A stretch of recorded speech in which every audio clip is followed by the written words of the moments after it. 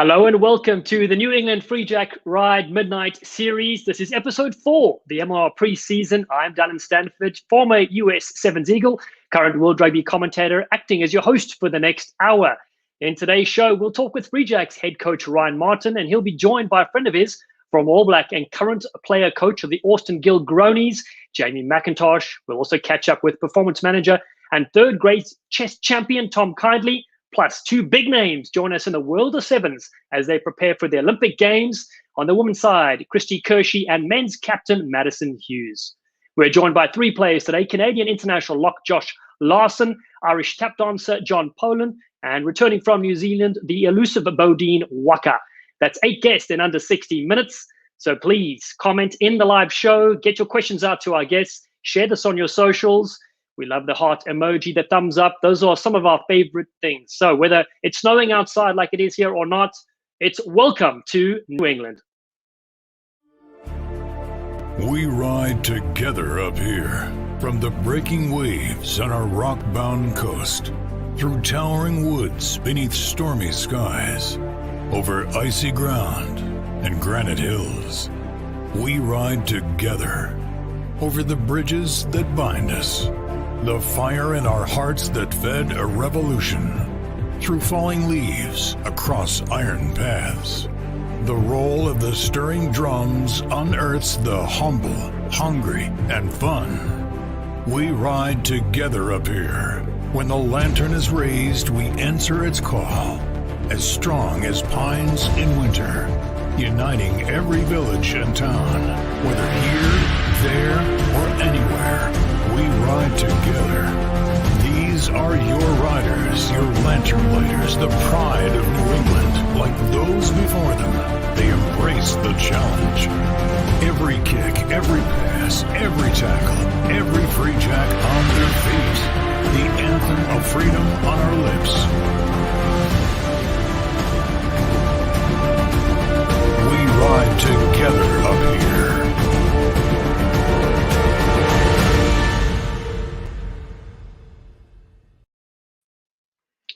So the Free Jacks updated 2021 schedule. Take a look at that right now. The Red Blocks are the away fixtures, 8 of those on the road, 8 home games.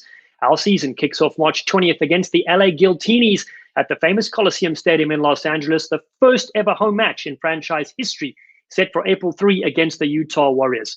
Now, some of those changes in the schedule are due to the side, the Dallas Jackals, who were set to play their first season. They've postponed to 2022. That leaves 6 teams in the Eastern Conference and 6 in the West.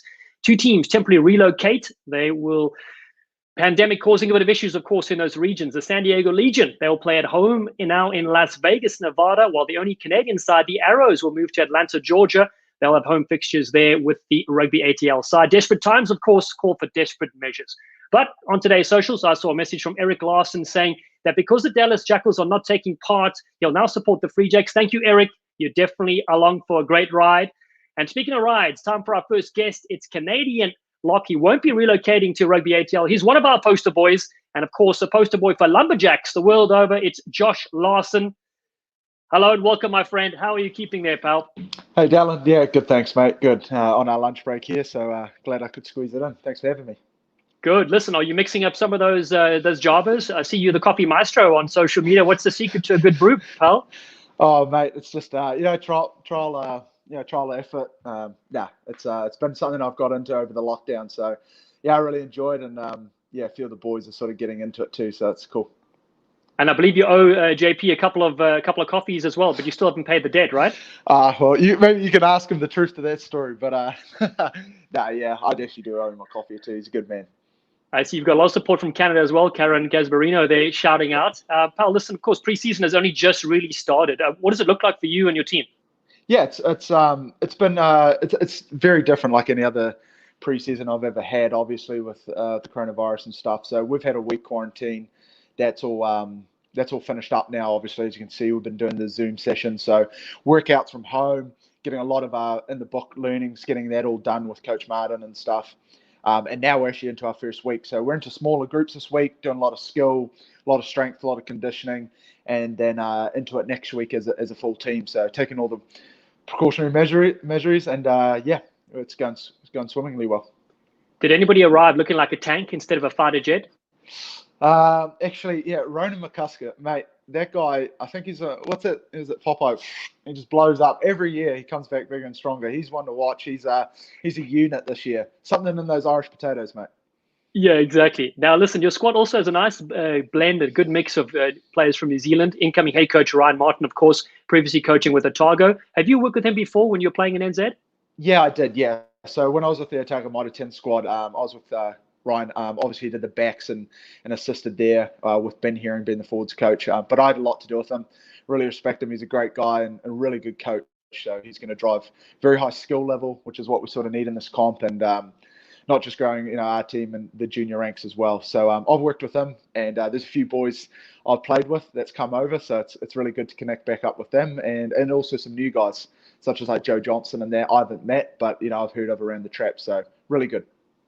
Yeah, good global community coming together as well here. Now, you also played before you joined the Free Jacks with the Austin Elite side, now called the Gilgronis.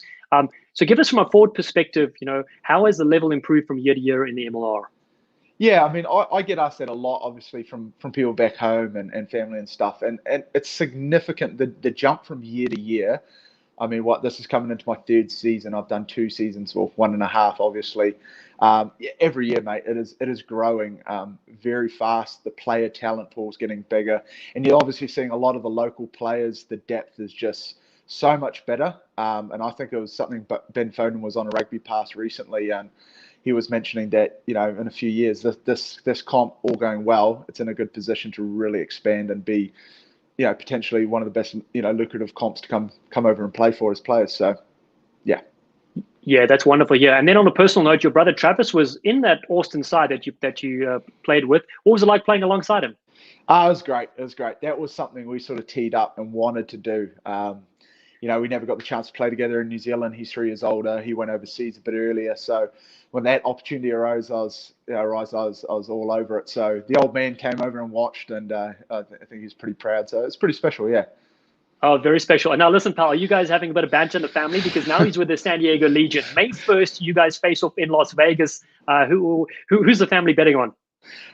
Geez, I'll leave that up. Maybe Dad can let you know on that one. But no, it's funny. Yeah, we've had a few chats, and I've sort of said, enjoy the beach. Oh, sorry, mate, you're going to be in the desert this year, so he's not on the beach anymore. So I'll give him a bit of stick about that. But no, he's all cool there. I think they're gearing up for Vegas to make it work for them this year. But yeah, no, I'm excited. Hopefully we get to match up against one another. And I'm really excited for that challenge. Good. Well, we're going to have fun in the commentary booth. You're going to give us some stats and stitch him up and stuff like that. I bet he can't kick like you. I mean, you're like a fly off and a lock's body, Oh, mate. Yeah, no, I'll say I'm one up on that. I mean, he's got a few over me in a lot of aspects of the game. But it'll be good. It'll be really good. There's going to be a lot of banter leading up to that one for sure. Good. Listen, before we let you go, your supporters shirt at the Free Jack store is one of the most popular selling items. Did you know that? No, I didn't. Dallen honestly didn't know that. So it's not actually. I'm just having a laugh. It's not actually. You stitched me up there, didn't you? I did, but it's Carl Sequeira, obviously the Eagle. He's he's world renowned. So, but listen, folks do want to pick up your gear. I know a lot of people do. Where can they get it? Yeah, so keep that rolling. Freejacks.com. I know the Eagle has a fair few bit of merchandise and get that sort of mullet rocking around on your t-shirt when you're walking around. So freejacks.com, get amongst it. There's some really cool kit. Obviously, a personal favourite of mine is that long jersey, old school cotton rugby jersey. They're pretty slick, mate. Hopefully, we'll see a few of us walking around in them. Oh, they're awesome, and they're good for the cold weather as well. Well, listen, Josh, thanks so much for taking the time out of your barista duties and joining us on Free Jacks Live. We look forward to seeing you on the field very soon, my friend. Keep going strong in the preseason, and we'll catch you storming against your brother later this year. Yeah, awesome. Thanks, Dallen. Thanks for having me on. Can't wait. Take care, pal. Beautiful. Oh, there we go. Major League Rugby 2021. Well, it can't come soon enough. Under 40 days before kickoff on March 20th, your Free Jacks supporters and those interested in seeing professional rugby live, you need to head over to freejacks.com and click on Founding Members, where you can purchase season tickets and be part of the experience. You certainly will be entertained. Union Point Stadium in Weymouth, Massachusetts. It's where it happens. 8 historic home matches following all COVID protocols. Come and celebrate New England rugby at its finest. Bookmark the website, freejacks.com. Sensational. Wow, our next guest is a rattlesnake on the World Rugby 7 series, a smooth runner who strikes unexpectedly, sets up his teammates, he leads the US Eagles, and as his girlfriend claims, he also had a huge role in Game of Thrones, a gifted player who has deep roots in New England. Here is my pre-recorded chat with the legend, Madison Hughes.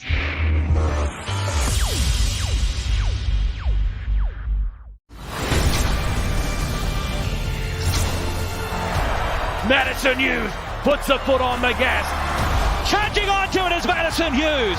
Hughes skips out of the tackle. He adds the extra two, Madison Hughes. Oh, he got a then going. Hughes hits back for the USA. Madison Hughes through the dummy. Captain Hughes with the score. And that's money in the bank. Madison Hughes, get it done, son. Maddie, thanks so much for taking time out your busy Olympic schedule to join us. You are looking good, my friend. That is a wild hairstyle you're sporting. Yeah, thanks. I mean, I feel like in quarantine, in COVID times, we've all gone through some changes. So I had to represent those physically as well. Well, listen, we saw you on the screen when you had a US scrimmage recently, and I honestly thought you picked up about 50 pounds. You looked bulkier and stronger, more intimidating. How long has it been since the last haircut? So the haircut, it's going on about a year now. So I used to get it done before every tour. So yeah, look good, play good, all that. But I got it done before Sydney and Hamilton last year. Didn't get my haircut before LA, which turned into a bit of a regret when suddenly everything shut down. And then it got to a point where I was like, you know what? The world's out of control. I'm just going to symbolically relinquish control in my appearance a bit to myself and just let it go and have some fun with it. I think it's so great. Look, the advice I'll give you as an older person with less hair is that, you know, you can't always grow it that long. So do it while you can, my friend. Yeah, no, I'm enjoying it. Like my girlfriend turned to me one day and was like, you kind of look like Jon Snow, which is, that was a pretty flattering comparison. So it's a bit of a change and I've been enjoying it. And listen, let's touch on this. So you've left the snow, you're wearing the Free Jacks kit. You know, what is life like in sunny San Diego? I mean, it's certainly different. Like it's, you walk out the door and it's 55 degrees and you're like, oh, it's so cold here. What's happening? So it's certainly different than the East Coast and we enjoy it. And I think for training purposes, it's pretty incredible that you can run out. And I think it's just, you get warm in about 30 seconds and you feel ready to go versus I remember some of those freezing cold practices on the AstroTurf at Dartmouth. And you'd be like 45 minutes into a session thinking, oh, my hamstring feels a bit tight still. And that's definitely different challenges, but it makes it pretty ideal for training. Let's go back to your New England roots, though, because this is pretty interesting. You know, obviously, a lot of people hear your accent. They think you're from, you know, a small little pub in England somewhere. But you actually have strong New England roots. Tell us more. Yeah, so my mum is from Massachusetts, and she's one of 6. So I have lots of cousins and aunts and uncles, and they're all pretty much in New England. We've got one group who went down to Virginia Beach, but for the most part, it's in Massachusetts, Connecticut. So yeah, I've always grown up. We would spend about 2 months every summer for my whole life visiting my mom and my mom's family in Massachusetts. And those were always like the best times of my life. Like the whole year, we'd always look forward to that and getting to spend some times with family there. So it was always amazing. And I think for me, that really bred a desire to come and live in the States. And that's really where it stemmed from. It is that family time I got and how close I felt to all my American family. And then, I mean, they all like, I don't know, forced is too strong a word, but like those New England sports teams have a place deep in my heart. Like I'd be waking up at 12:05 in England after like 2 hours of sleep to listen to the Red Sox games. And I remember like we would watch the Patriots playoff games on tape delay, and we'd be going for like days at a time because obviously we were quite young for some of the early ones and we wouldn't be allowed to stay up too late. So we'd be trying to watch them for like 3 or 4 days, like a quarter at a time without finding out the score. And that was always just such fond memories. And I think really made me have a strong bond with the area. And then obviously I went to college there at Dartmouth, had such an incredible 4 years. And so I definitely feel like New England is home for me in many ways. Like I've spent a lot of time now here in California, but like whenever I can and I'm able to, like it's going back and spending time with family there in Massachusetts. And yeah, I mean, such strong bonds with the guys at Dartmouth too. And yeah, it's a special place for me. Yeah, let's talk about Dartmouth. You represented them, as you said, superbly, in fact, particularly, you know, when you guys carved up, you know, the US in the sevens world, you know, but you worked very closely with our CEO, Alex Magleby. Tell us a bit about the influence he had in your career and the character that is Mags.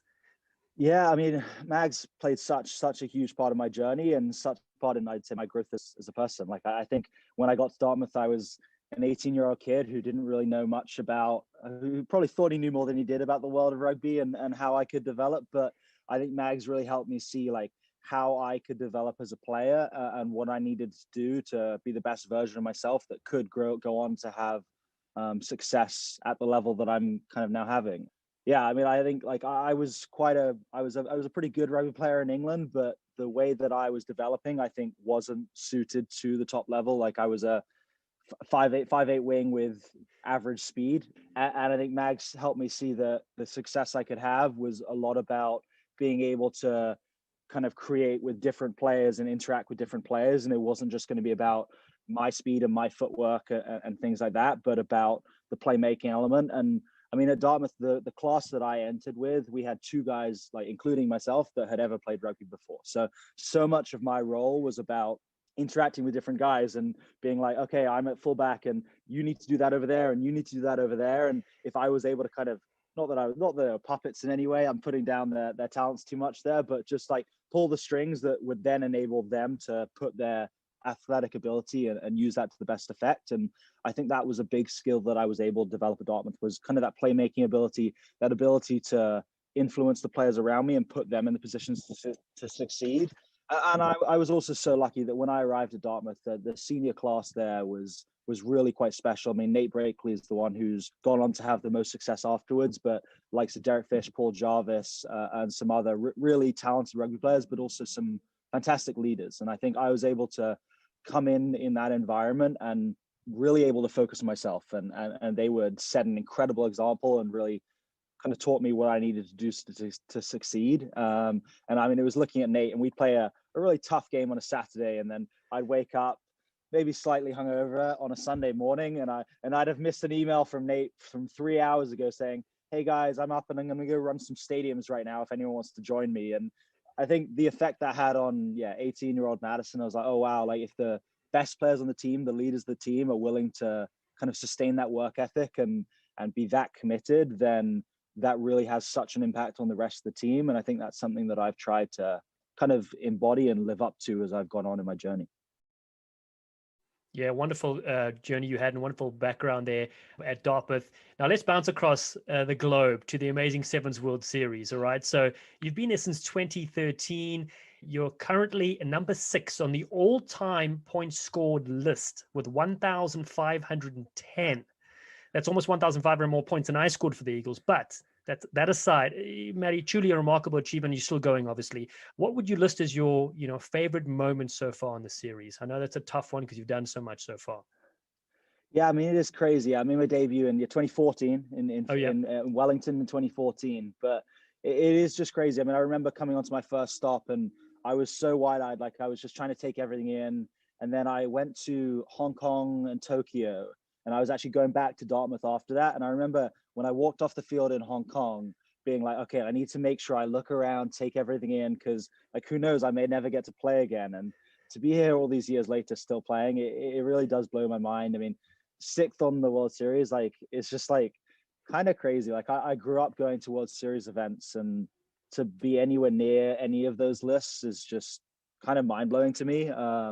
Like, I don't know, like I do some things pretty well, but the people on those lists and the people I've played against over the years are just such remarkable athletes and players that it's incredible to be there. Favorite memories, I mean, London in 2015 was amazing. I think for us, it was really the culmination of that season. We've been getting better and better, and we've been saying to ourselves, okay, on our day, we can beat anyone. We can be a tournament winner. But to have that breakthrough and actually do it was so special. And London was the tournament. I went to that year after year when I was growing up. So, and to be there, to have my family in the crowd, to have friends there as well, it was so incredible. And it really was amazing because I think as we played that weekend, we did feel unbeatable. And it did feel like we'd taken on a whole new level of play, and we were using Colin and Perra on the outside better. We were having Waaka and Marty up the middle work even better. And it was just incredible how dynamic and how well the team worked that weekend. So that was such a special one. Vegas in the season where we ended up finishing second was also amazing. I think the year before I was in the commentary booth when the team had won it, and I obviously so happy for the guys, so happy for the team, but there was definitely a part of me that was like, damn, I wish I was out there. Like, can't believe I'm missing out on this. And so to come back, and me and Steve Thomasine both hurt that year. And I remember us saying to each other, we need to do this again. Like we missed out, and we need to make sure that we get those memories too. So to come back and to have the crowd storm the field, and that was amazing. And that whole season was really incredible. I think it was the Olympic qualifying season, and we'd really made a point that, hey, like, we don't want to mess around with that game against Canada again. Like, one game of sevens, anything can happen, but we really believe we can be a top 4 team over the course of the series. And we can say that all we want, but now it's time to go out there and show that on a consistent basis, we can be up there with those top teams. And like, we didn't really have Vegas, obviously, but we didn't have like the peaks of winning 5 tournaments like some of the other teams did. But it was really about every tournament we were in that top 5 and top 4, and we hit the semifinal all season.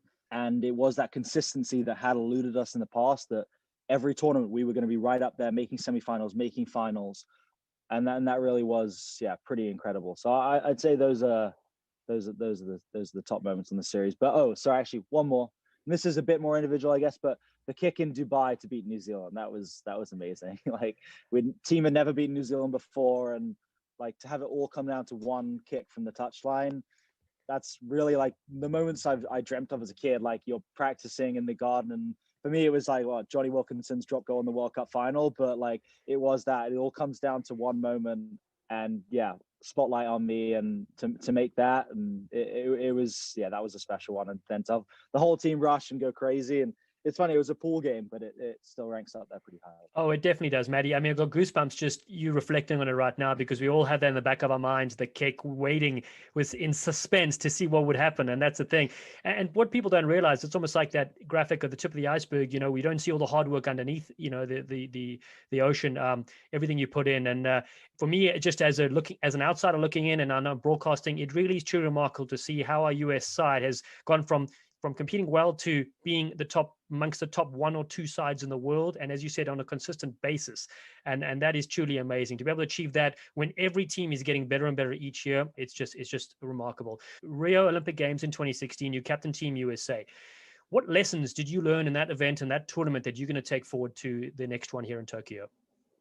Yeah, I mean, I think a big part of it for us was, I'm not going to say this was the reason or anything like that, but I think the energy of the event was hard to contain and separate yourself from. I mean, like, we were eating dinner and the Williams sisters sitting right next to you. Like, we're having training sessions, and then we're hanging out with the USA basketball team, and you're going to the opening ceremony, and there are just so many things taking your attention away. And I think we did a decent job, and we were all very focused and switched on. But I think that like kind of back of the head pull away is something that probably did get to us. And I think managing that and being in control of that is something that we're going to have to do a more effective job. And who knows, the new Olympics is tapping all the wood that will hopefully be happening.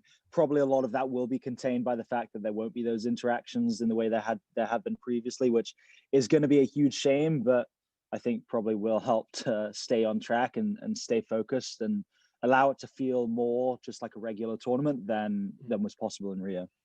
Yeah, it's important also to have, as you said, bring that experience in from the prior event, you know, particularly you in that leadership role as well, which is great.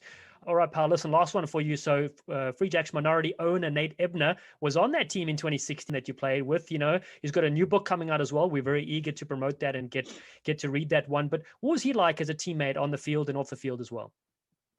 I think Nate was such a great addition to the team. It was fantastic having him involved.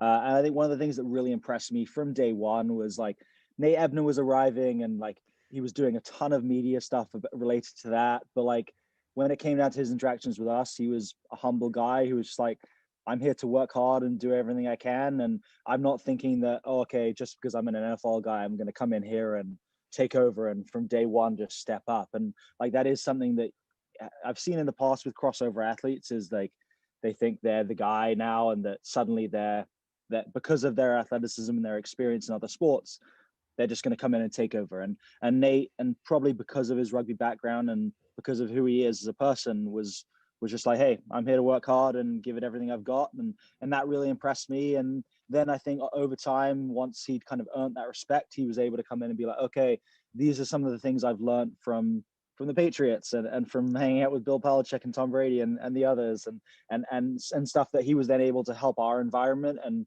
help us improve the way we do things. And I think it was the way he was just willing to come in, work hard, earn everyone's respect from what he was willing to do and not who he was. And I think that really impressed us. And as you said, I can't wait to read his book. He's just got such a incredible story and a tragic story in many ways, but he's just such an incredible guy. And I think we can all learn a lot from Nate. And really looking forward to reading his book and learning a bit more.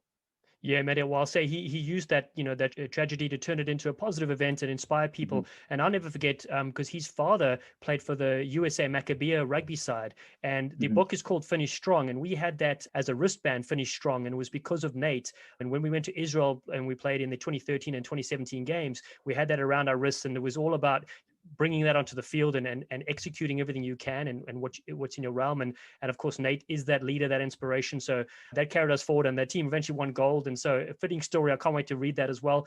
And then Matty, just on a personal note, we want to thank you for everything you do for the country, pal, really leading by example, and you make us proud around the globe. You have that Free Jacks shirt on right now. So we can officially welcome you as a Free Jacks ambassador, you little sleek sensation. I love it. No, I mean, my parents are founding members of the Free Jacks. Definitely I'll be watching and cheering them on in the MLR, and thanks for the kind words. I mean, I'm so lucky to be able to do what I do, and it's just such an incredible honor to represent the US all over the world. And it's fun being able to interact with different fans on Twitter and see that, hey, we may play at 3 a.m., but there are people who really care about what we're doing, and we love that energy. We feed off that energy, and hopefully we can get back to doing it again soon, because it is incredibly special to be able to do it, and we love representing everyone we do. Well, before you go, let's get you to say, let's ride. Let's ride. Matty Hughes, thank you so much for joining us. Free Jacks Live, you bloody legend. We look forward to seeing you soon. Go and get that gold for us, my friend. Thanks, Dallen. We'll do our best. So great to have the support of Matty Hughes. He didn't come here for a haircut, of course. And we're going to stay on the topic of the remarkable Sevens World Series and catch up with one of the women's Sevens Eagles that is prepping for the Tokyo Olympic Games. Another pre-recorded interview, but this time another New England ambassador. It's Kristi Kirshe.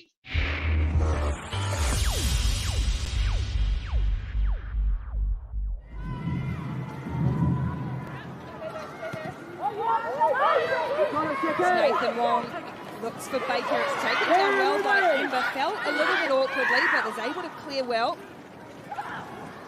There's Tarina Titamaki on the field for New Zealand, and 11 having to shadow across the power runner of Kristi Kirshe. Fends her off.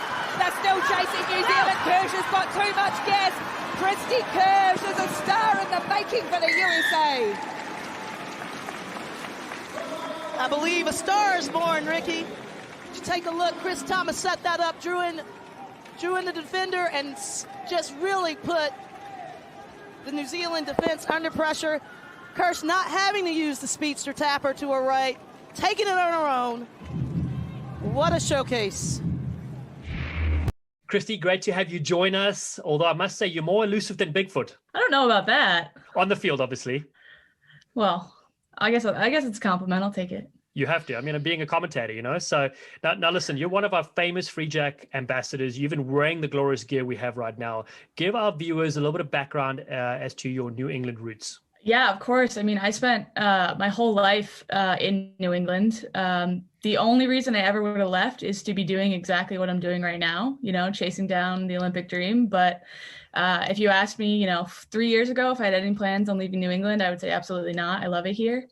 So yeah, I grew up in Franklin, Massachusetts. I played just about every single sport I could get my hands on. And then I eventually narrowed in on soccer for college, but decided to stay in New England. So I went out to Western Mass to play soccer at Williams College. I played 4 years of soccer there. And then when I graduated, I moved to Boston. And, within 6 months, I had found the incredible rugby community that exists there and played a year and a half of rugby out there, and then, got the opportunity of a lifetime. So yeah, I mean, my whole life it's been spent in New England pretty much. And what was that first team you played when you started rugby? Who was it with? Boston Women's Rugby Club. Shout out to them for getting you out there somehow, and we're all very thankful. Shout out to them, and shout out to Northeast Academy as well. Two squads I played with before I got out here.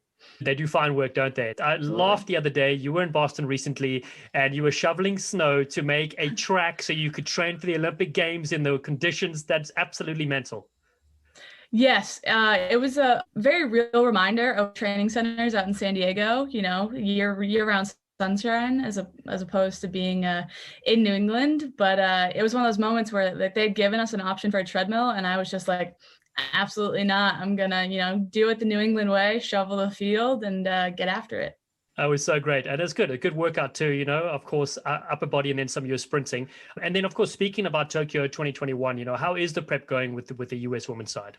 I think it's going really well. I think, throughout this whole thing, we're really thankful just that we have the opportunity to be training in this COVID world. I think something we've learned a lot of is it's all about how you look at it. And so obviously, the Olympic postponement was a disappointment, but we got another year to get better. And, when we started training, which I guess is 7 months ago now, so it feels like the longest preseason of all time, but when we started, we were in just small groups and, we got the opportunity to really work on some of those micro skills, passing, our handling, our contact skills, 3v3s, 1v1s, just that type of stuff. And I think now that we've been able to play together as a full squad, you can really see the emphasis on that really paying dividends in our ability to play in a more dynamic, fast, exciting way. So I think, it's all about how you look at it. I think we're on a really great track, but we're definitely excited to get to play some other competition again. So I'd say that's been the hardest part, but we're making the most of it. Yeah, I was going to say, having that mindset is so important, obviously, and it is tricky because, rugby is such a physical sport and you want to test yourself. And again, without having the stops in the Sevens World Series as a kind of warm-up, it's very tough, So listen, I did a bit of background and I wanted to give the viewers some of this insight as well. So since 2017 on the Women's World Rugby Sevens Series, only 4 countries have won tournaments along the way. That gives a kind of a reminder of which 4 sides, have the mental strength to go the distance as well. Those 4 countries are New Zealand, Canada, Australia, and of course, USA. So how do you feel looking back at that time period the US Eagles have developed since the last Olympic cycle? Yeah, wow. I didn't actually know that. That's a pretty crazy fact. No, but so I wasn't around for the last full cycle. I've only been around for the last, I guess, 2 years now. No, I think one of the biggest things is just we focused a lot on our team culture and just really, we have a consistent squad of 20 people training with us. We have a consistent staff and just really focusing on creating a good environment, an environment where we can really push each other, where we can really demand more from each other. But we know it's all coming from a safe place, a comfortable place. And so we put a lot of emphasis into that and just really, creating a family. And I think it's paid off so much in, how much you've seen us accomplish in the last 2 years. So I'm really proud of that. Yeah. And I just think, from a rugby perspective, I think, the USA is kind of the sleeping giant and you're just getting ready to kind of take on the world. And we're really excited about it. And you're right, in recent times, remarkable to see back-to-back victories at the end of the previous season and then, of course, in Glendale at home, just showcasing what you could do. And you were certainly one of those players that came out of the gates and smashing people. So now let's go to something off the topic of rugby, something completely different, if you will. If you could invite 3 famous people, they could be alive or they may have passed, who would crack the nod to join you for dinner and some champagne? Yeah, so this is a tough one because you can go a lot of different ways with this. You could go with your favorite sports heroes, you could go with inspirational people. But when I was thinking about it, I was like, no, I want to invite the funniest people that I can think of because I just kind of want to sit back and watch them just kind of be entertaining. So my 3 were Will Ferrell because I absolutely love his genre of comedy. Steve Carell because I'm a huge Office fan. And then Melissa McCarthy, because I just think she's one of the funniest people on the planet. So I think it'd be really exciting to just kind of, invite them all to dinner and just kind of watch them do their thing and just kind of get to be entertained by it all. I think it'd be a really good time.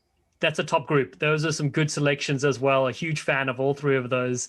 I like it. It lightens the mood a bit, kind of takes away from what's currently going on in the world. That's brilliant. Okay, so now the next one is there a fact that not many people know about you? This is a tough one.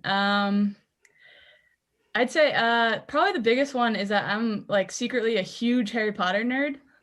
So, it's something I just like grew up in that generation, and I just absolutely loved it. And actually when the world shut down and quarantine started like way back last spring, I actually finally bought like the Lego Hogwarts castle and spent like 2 weeks, like 20 plus hours of building it. So, and that was like a dream come true. So No way. Okay, well, I'm definitely going to use that in the commentary booth, because that's some really cool inside stats. Yeah, a little bit of a nerd at heart, No, we love it. That's so great. Okay, now get into the Free Jacks. Who's your favorite Free Jacks player? I don't know that I have a favorite right now, but I can give you who I'm most excited to watch. Yes, that's fine. That works. Okay, so I'm most excited to watch Beaudein Waaka this year, because if he plays anything like his sister, he's going to be an absolute menace to defend. So I think that'll be really exciting, and he's gonna be a really great asset for the Free Jacks to have. You're so right. He really is. He doesn't smile though, like the smiling assassin when he scores or sets up tries, which he needs to work on. But his skill set, unbelievable. Yeah, I mean, from personal experience, she's incredibly hard to defend. So if he's anything like her, it's gonna be great for the Free Jacks. And now the final question: who's going to win the 2021 Major League Rugby season? I think it's a pretty obvious answer. We know the Free Jacks are going to take this one home. As they say here, let's ride. Let's ride. Listen, thanks so much for joining us. You can always bet on Kristi Kirshe. Sleek sensation, thanks so much for taking out of your time out of your Olympic schedule and joining us. We look forward to cheering you on and winning gold for us. Absolutely. Thank you. That was the remarkable Kristi Kirshe, a role model for all aspiring athletes. And you saw Kristi sporting one of those brilliant hoodies. And of course, it being fairly chilly here in the Northeast with the polar vortex ripping it up like a water buffalo in the kitchen. Check out our brilliant line of merch at the Free Jack store. We're going retro with the classic long sleeve jerseys. Scared of nothing, my friend. Plus a ton of other items you can see under casual wear, hoodies, outerwear, keep you warm as well. Freejacks.com is where you can get it out. And there's a ton of supporters gear as well. Each Free Jack has a personalized item. It's a brilliant idea. And even if my wife, Verity from Verity Explains, says I have too much kit, it's absolutely false. We can always use an extra jacket, a beanie, a hat, or maybe 55 different shirts. Freejacks.com. All right, so we're past the halfway mark of our February Free Jacks live show. We've heard from the workhorse Josh Larsen. We saw US men's sevens captain Madison Hughes and women's seven-star Kristi Kirshe. So keep the comments coming in, keep the support. Time to head now to catch up with our head coach, Ryan Martin. Let's see if he is on the chat as well. There he is, my friend, looking strong. How you doing, pal? I'm going good, thank you. Great to be on again. Well, pal, listen, you've had just over a month here in the US. Can you give us a little bit about your time? How are things going? No, it's been awesome. I've been, I was welcomed with open arms when I came off the plane after 32 hours, I think it was. I flew the opposite way around. I'm not too sure why TK put me on that flight, but it definitely tested my spine. I had a week in isolation and then got out of my wee prison cell and have been enjoying it since and been intrigued with the snow. I've never seen anything like it. I was driving to work the other day and there was a man with a lawnmower mowing his snow, but it was like spitting it out the back of it, and I've never seen anything like that in my life. I took a wee video and sent it back to New Zealand. No one would believe it, so it was incredible. Hey, listen, I feel you. Even though I've been in the US for 17 years, I was in the other coast, California, so never seen like this. And I mean, when you look at your weather app and you notice the little snow emoji on for 5 of the 7 days, it's pretty crazy. But listen, you've got a ton of kit you're wearing. The players how are they adapting? Because obviously this is a very new world we're all living in. What has preseason been like for you?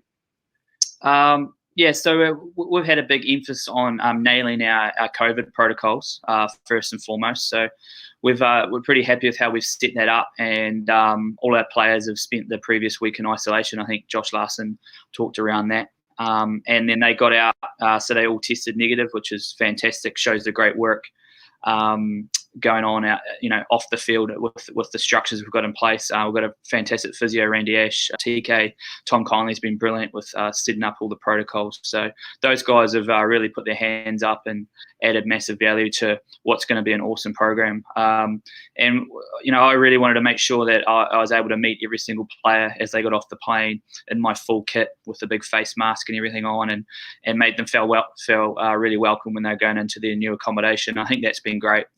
We've got a pretty cool house. I think it's got 15 of our players, and we've got a great matron there, Mitch Wilson. He's the matron of Mass Ave House, we call him, and he's been having meetings at night and sorting out the rules and regulations of the house. So I think it's exciting times over there. Yeah, no, listen. So, and then what are the plans moving forward? How are you guys going to be able to, get on the same page? And I remember you spoke last time, probably not playing against other folks, but into scrimmages, right? That's right. So we're lucky enough in 3 weeks' time, we'll have a head out with Rooney, a scenario-based one, and then the week after DC, Old Glories. So that's actually really good for us. And after having one-on-ones with the players, obviously there's a few guys that haven't had a lot of contact over the last maybe 4 to 6 months. So it's about coaching secretly how to nail that inside our preseason, but being wary that we've only got 4 weeks to prepare. So I think we're excited around that challenge, and we've already been working in our indoor training facility here at the Forge and getting some really good stuff going on. Yeah, well, speaking of training, we got the Austin Gilgronis in the house out of nowhere for All Black and player coach Jamie Mackintosh. Welcome, my friend. How are you? Not too bad, team. Sorry, a few technical issues there. The old props aren't too good on the laptops. Oh, no problem at all. Listen, you're not the only one not good on the laptop. Take a look at this. Look at the one-finger typing here from flipping Coach Martin. That's horrendous. So listen, so you're on with the Gilgronis, player coach, but you also have some good videos as well. We've seen you in the gym, and the faces you pull, I mean, this is something out of this world. Take a look at this, Marto. That's brilliant. That's a good drill for you, Mark, to keep your back straight, actually. So listen, give us a bit of background so we get to know, how do you guys know each other? Are you guys, friends from when you were 2 years old, or what's the story there? No, I was lucky enough to obviously coach with Jamie back at Otago. So he came into our program this year as player coach. And it was, to be honest, I was really taken aback about how professional he was with both roles. And I think it's really hard to wear both hats as a player and a coach. And I really enjoyed working with him. He brings awesome off-field enthusiasm, and I know he's made some big shifts in and around his ability with the computer and his technologies. As you can see, it took him 6 minutes to get onto this program. So, no, he's doing really well. And Whopper, listen, how did you get your nickname? Is it because you just smashed those flame grilled burgers, or what's the story there? Yeah, I would like to think that would be it, but well, there's two possible scenarios, and it's none of them. No, I was young. I was in the Highlanders, and I jumped up on the physio table when I was about 17, and one of the masseuses yelled out, "What a whopper!" and everyone started laughing. And then I put Jamie on the board as a physio, and they keep changing it to Whopper. And I think now that's even my mum calls me that now. It's been that ingrained into me. Oh, that's so good. We all love a good nickname. Now, listen, tell us about your journey, man. The Lone Star State, Austin, in the first couple of years of their existence, they didn't have such good results on the field, or even, a lot of fans attending, but things have definitely changed around in the last year. Can you tell us a bit about, your experience with them? Yeah, look, my pathway quickly to America was in between French seasons. I hit up the original American competition, which was 5 teams, pro rugby. I fell in love with a lot of people, the game, and at that stage, I think I needed something different. And I had 5 months here in America, and I always wanted to come back to America on the way home to start my coaching and finish my playing. And last year I had a couple of options to go to a few different teams, Seattle, and I don't know why I decided with my mate that I'd been on holiday in Austin, and I love Texas, and I wanted to go down and experience it. And I'd no longer had I been and signed my contract. I'd been here I'd signed my contract for about 3 weeks, and then obviously we've been taken over by new ownership, and it's been a wonderful boost to the organisation. We're looking professional. We've got our own gym and proper structures and a real platform to bounce off and be a long way ahead of where we have been in the last couple of years. Oh, I absolutely love that. And Marto, this question for you: what is a Gilgroni? Oh, that's a great question. Is it a beer? You're right, Marts. Well done. Yeah, thought it was. There we go. Not just a pretty face. So listen, let's also quickly touch on playing for the All Blacks. If you ask the average rugby fan here in the US, they've definitely seen the haka. They might not know everything about rugby, but they know the All Blacks. So give us your take. What was your debut like, putting on that All Black jersey, and also being able to perform the haka for your country? Yeah, look, it was amazing.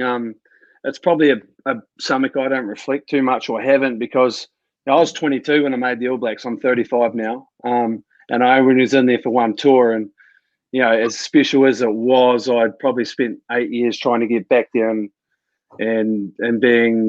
putting all my energy towards that. So, look, it was an amazing experience. Probably when you're in the All Blacks, anywhere before 10 tests, they say that you're never comfortable and you don't feel quite like you deserve to be there. And I certainly felt that way.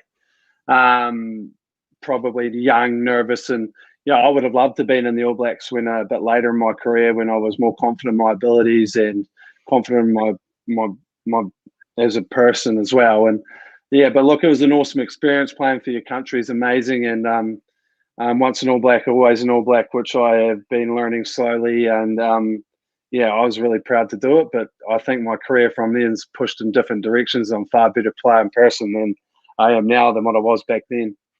Yeah, and I love, obviously, all of us got to watch you play Super Rugby for almost a decade, the toughest competition in the world. Then you said you were in France as well. That's no joke in the type 5 as well. But listen, I thought you were 46. Motto said you were nearing the 50 mark coming up.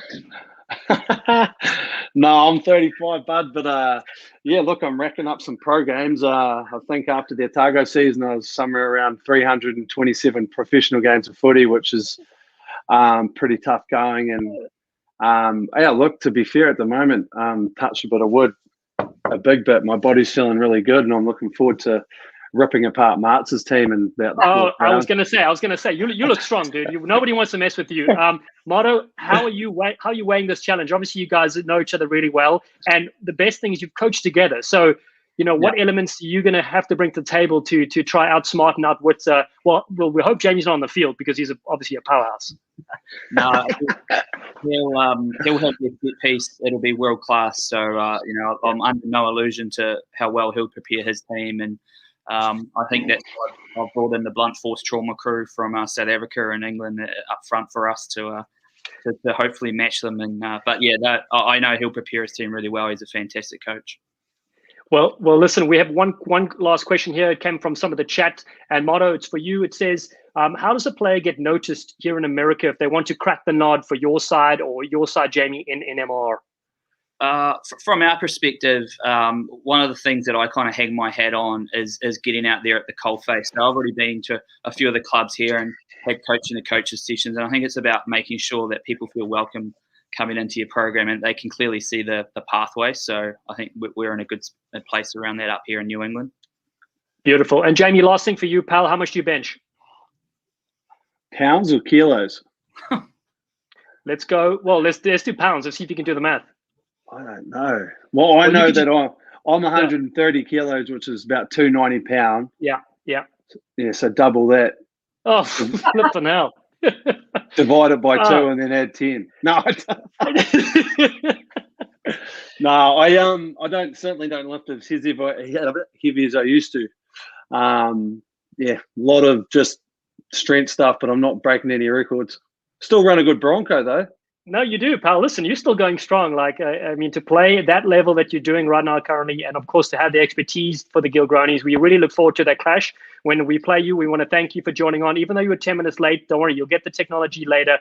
Really, really good to see you wearing the Texas hat, and the rivalry is going to be great. So thank you for coming on. Should we make an online bet maybe before the game? There's a bit of something put in the sand. Yes. So if the Gilgronis beat Boston, maybe, what do you reckon, Martz? Dinner out and free drinks for the night? And maybe he's got to shave the stash. Yeah, he will never do that. We can't do that. That's taking it too far. We'll come up with a bet. We'll put it online and make it public for everyone to get around. Oh, that sounds great. It's on. Gilgronis v Free Jacks. Jamie Mackintosh, thanks so much for joining us out of Austin, Texas. Coach Martin, thanks very much for popping back on. Go safe. Right. Enjoy the preseason, and we'll see you both soon. Cheers, Matsu.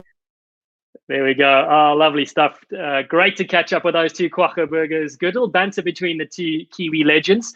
Time now to pop into the Free Jacks head office. We're going to chat with Tom Kindley, Free Jacks performance manager. He's been holding on. There he is. Hello, my green mealy. How are you, Bochi? I'm good, Horn. How are you, mate? Big Dell. Also, I mean, listen, just Kiwis everywhere, but we love you. Oh, mate, I appreciate it. I'd like to say I'm an American now in part, mate. I've been here 5 years, so I'm sort of qualifying, I reckon, by residency. You are indeed. Now, listen, outside of the mandatory stash that the Free Jack staff are wearing, it's been a busy week for you, my friend, a few weeks.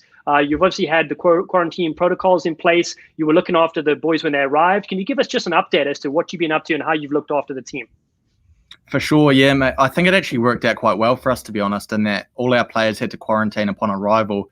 So we're like, right, how can we make that week the best week that they could possibly have? And you'll see there some of the stuff we sort of got through. They had full days for our kind of week of isolation. We covered our rugby content, our learning, our COVID protocols, everything off field that they needed to know, so that once we got into this week, sort of our small group training week, all the boys were ready to go. So you can see there some S&C. Obviously, we had our strength and conditioning sessions. Ryan was able to really go into great depth with our rugby content.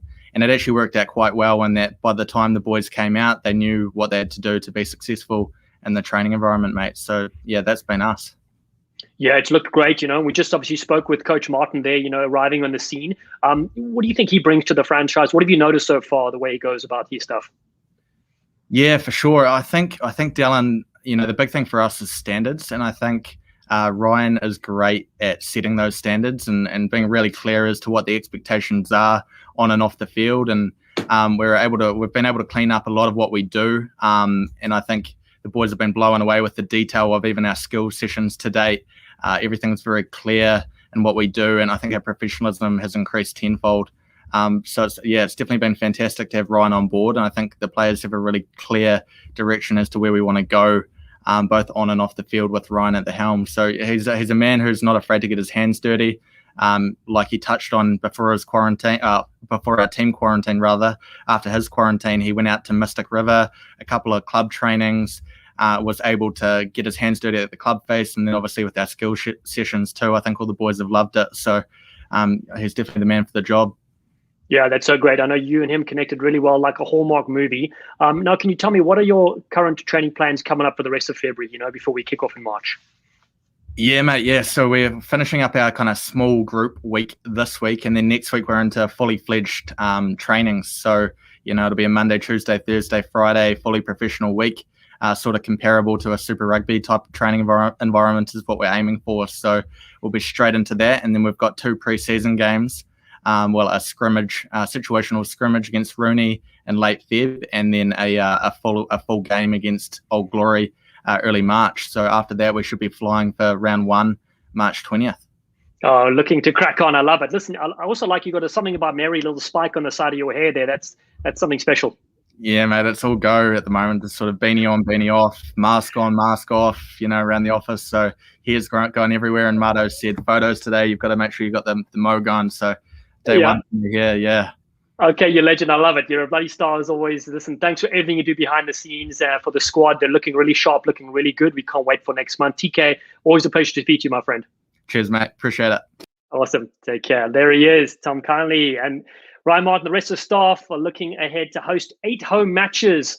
So you can lock in your tickets for these classic encounters. You can become a founding member as well, which gives you luxury benefits with matches at our Union Point Stadium this March, April, May, and July. Freejacks.com is the website. You need to click on tickets and membership on the top left. So your continued support is what drives the organization to new heights, of course. This is the 4th professional season in America. Okay, moving on. We've been waiting for several of international players to arrive here in Boston, and it's been a challenge to say the least, but amazing news. We have a couple of racehorses joining us now, former New Zealand Sevens international Beaudein Waaka and Irish tap dancer, singer, and halfback John Poland. Well, there you are. How are you doing, gents? Good. How are you? Awesome, thanks. Well, listen, so good we got you on the chat here. JP, let's start with you, pal. How was your journey from Ireland to Boston in this crazy new world? Yeah, actually, it wasn't too bad. We were initially down to travel through Amsterdam and then Amsterdam to Boston from Dublin. So some new rules came in. You had to get an antigen test and stuff 3 hours before. So anyway, we got a change, direct flight Dublin to Boston. So it was a bit nerve-wracking going through customs and everything. You had to take an aside and ask questions and everything again. was a bit more intense with COVID, but now it was actually pretty easy. Got picked up from the airport, and then we quarantined here in the house and got set up. Lovely. Not too and bad. and Beaudein, your journey was what, probably 40 or 50 hours, right? Yeah, like Martin touched on, I don't know what TK was thinking, sending us right around the world. We had to do a bit of a stopover in Kuala Lumpur and then over to Dubai before venturing over to Boston. So yeah, it was a bit of a long haul, but we got here safely in the end. Got over all our quarantine, and it's just good to get back into things and start preparing for a good season. Yeah, exactly. Let's talk about that, Beaudein. So you were part of the inaugural Free Jack season last year. You and JP ripped it up on the field. There were obviously some learning lessons being new to Major League Rugby as a franchise as a whole. But can you talk about the level of play that you noticed in MRR last year? Yeah, I've got a good mate, Brad Tucker, who's over at Seawolves, and I was in his hair before I came over and asking him questions like what's the competition like and everything, and he gave me a bit of a download on how the competition goes, and he was actually really helpful for me to come to the competition, because I thought coming into the competition it wasn't going to be, I guess, a competition like New Zealand, but the standards and levels of the competition last year was just phenomenal. Like you see all these big boys throwing balls around and get the big boys trucking it up, and then you get all the fast American boys out wide who's just putting on footwork and showing their speed. So I enjoyed it. It was really good. Yeah, we enjoyed it too. Great to have both you here. And JP, there've been some huge signings, of course, for us. Again, a lot of returning players, which is great. What's your take on the makeup of your squad? Yeah, it looks very strong. We seem to have a lot of depth in all positions this year now. Seem to have some good international signings. A few of them are still to come. Dougie, Tara, and a few more. Eric and a few South Africans are still to come. They'll be arriving in the next few weeks, but most of the lads are in so far, and it's been great getting back to it and getting the skill sessions in and stuff. And lads are looking in pretty good nick considering the 12-month layoff or whatever it was. So, but hold on, you told me Powasa had doubled in size. So is he going to be on the wing or moving to the forwards? Yeah, hard to know. Either prop or winger. I'm not really sure. We'll see.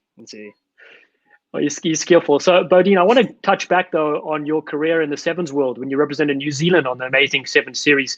Can you go back and give us a bit of your memories and some of the highlights there? Yeah, I enjoyed the World Series. One of the greatest rugby to watch. It's the most exciting sport to watch.